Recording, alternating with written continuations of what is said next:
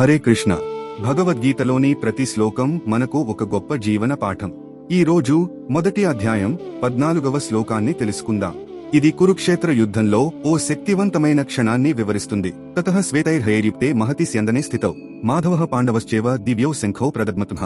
ఈ శ్లోకంలో కురుక్షేత్రంలో కౌరవుల శంఖధ్వనులు మారుమోగిన తర్వాత శ్రీకృష్ణుడు మరియు అర్జునుడు తమ శ్వేత అశ్వాలతో కదిలే అద్భుతమైన రథంపై నిలబడి భయమన్నది ఏమిటో తెలియనట్టు తమ శంఖాలను పూరించారు.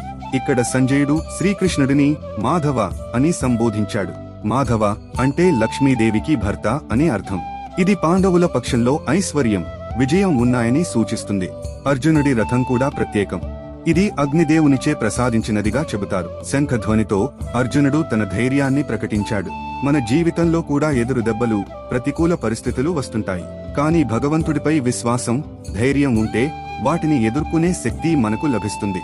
అందుకే ప్రతిసారీ ధర్మబద్ధంగా ఉండి భగవంతుని మార్గంలో నడుద్దాం. ఇది మన జీవితాన్ని విజయవంతం చేస్తుంది. హరే కృష్ణ.